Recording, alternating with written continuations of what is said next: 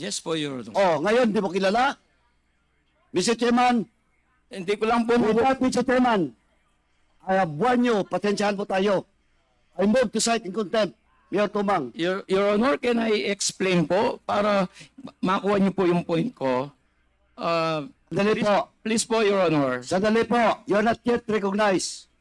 Mr. Chairman, once again, I move to cite in contempt Mayor Tumang in violation of our Section 11, Paragraph B. Refusal and evading to answer questions of the members of this committee. So move, Mr. Chairman. Your Honor, can you please give me a chance to explain? Hindi po kasi ano yung exact gusto niyong Mr. Okay, Chairman, are you able question to just meet with him about acquisition of land? Ilang beses nyo na Hindi po ko po sila ma-recall, nakita? Your Honor. Would it be more than 10 times? Hindi ko na po kayang mag-elaborate po ng mga question niyo. Your Honor, masama na po yung pakiramdam ko. Mr. Chair, the resource person is manifesting that he's not feeling Pare well. Nacional, form part of my reso doon sa public accounts. Kasi public accounts na lang pinagsimulan nito eh. Na it was forwarded to this Quadcom. But the issue about some properties, transactions of Mayor Tumang, in which, ilang beses ka naman na-dismiss, Mayor?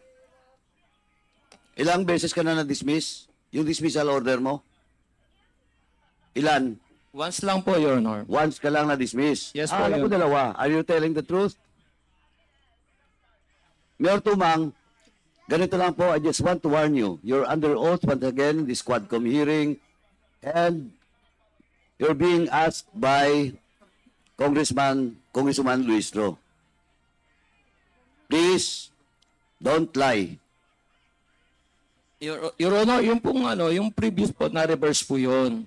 And then, Yung okay. 2022. And then po 2023 last August po. Yun po yung last ko pong dismissal. Under appeal. Yes po, pending appeal po. Pending appeal. Now, Mayora, ganito lang po, you're being asked if kilala mo si Eddie Yang, kilala mo si Tuma, kilala mo si Billy Ong. I just want to tell you,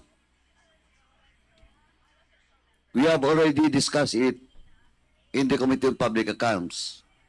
And please, answer the query of the members of this committee truthfully, or else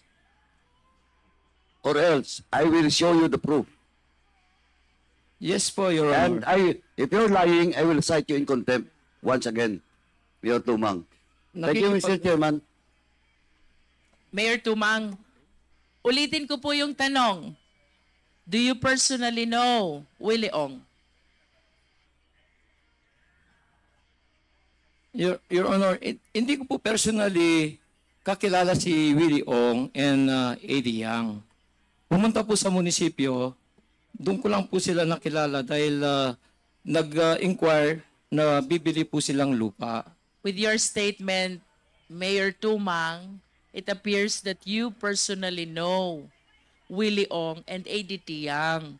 Because when you said they came to your office, approached you, and told you that they are going to buy lands, doon ko then lang it po- means that you were able to personally Yes po. meet with these two individuals. Tama po ba? Yes po, namit ko po sila sa munisipyo. In po, other Your Honor. words, you personally know Willie Ong and ADT Yang. Are you aware that Chairman, once again, Mr. Chairman, this will be the last. Mayor Tumang, you're lying. Hindi po, Your Sandali Honor. po.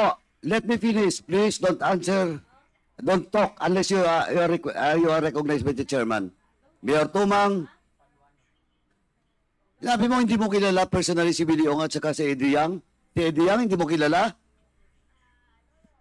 Nakilala ko po, Your Honor, nung pumunta po sa munisipyo, nagpakilala po sila, Your Honor. Sandali, yung sa munisipyo lang ba? Yes po, Your Honor. Yun lang. Oh, now. Eto Mayor Tumang. Nagsisinungaling ka. Di ba naimbitahan kayo doon sa China? Yes po, At Your Honor. kasama niyo si Eddie Yang? Yes po, Your Honor. Oh, now you're telling me that sa munisipyo lang? Nung Don't lie. You're lying. Hindi- Anong hindi? May mga picture kayo. Abroad.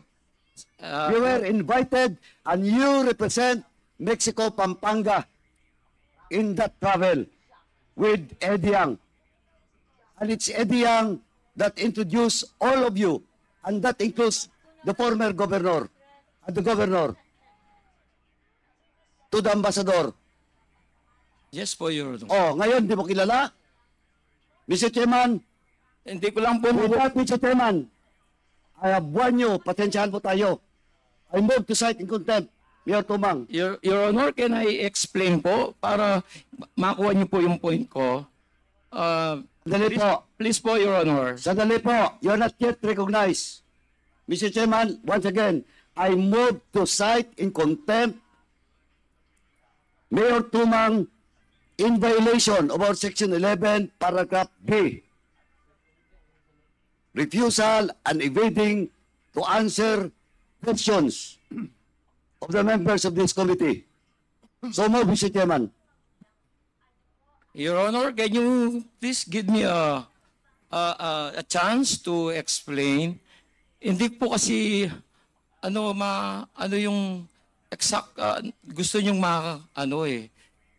Mr. Chairman, the question. Willie Ong, mamaya po, mamaya, papakita ko sa iyo. Papakita ko sa iyo na magkakilala kayo ni Willie Ong. Yes po, Your Honor. Eh, ang style mo kasi, Mayor Tumang, sorry, pero ang style mo, bulok. Alam ko na yon. Pag tinanong ko isang tanong, sasagutin mo. Pag tinanong ko isa, sasagutin ko. Sasagutin mo, better you were asked if you knew personally Willie Ong and Edith Yang. That's why pinakontempt kita. Because you lied. Oh, dito sa harap ng mga resource persons. Di ba he's lying? Sabi niya kanina, hindi niya kilala personal. Sa munisipyo lang. Ngayon, sinabi mo na ngayon, kilala mo si Edith Yang, you met several times. Twice lang kayo ni Willie Ong, but I will establish to you that you have transactions with Willie Ong. And you will not make transactions with a certain person, especially kung hindi mo siya kilala. And you're lying. Di pa tayo umabot doon sa proof ko. Kaya, Mr. Chairman, sabi ko nga, naglulukuhan mo tayo dito. Alam mo na, kabisado na namin to. Nako, Mayor. Bigyan natin ng sa With that, Mr. Chairman, my motion to cite in contempt, I've already cited the violation. Unless there will be a second or members of this committee will vote in the negative. Hindi po ako nagsisinungaling, Your Honor. Nandito, nakikinig ng mga resource person. Hindi po ako I nagsisinungaling. challenge resource persons present in today's hearing kung totoo ba na nagsinungaling siya o hindi. Alam ko na kasi, Mayor, yung sasagot mo.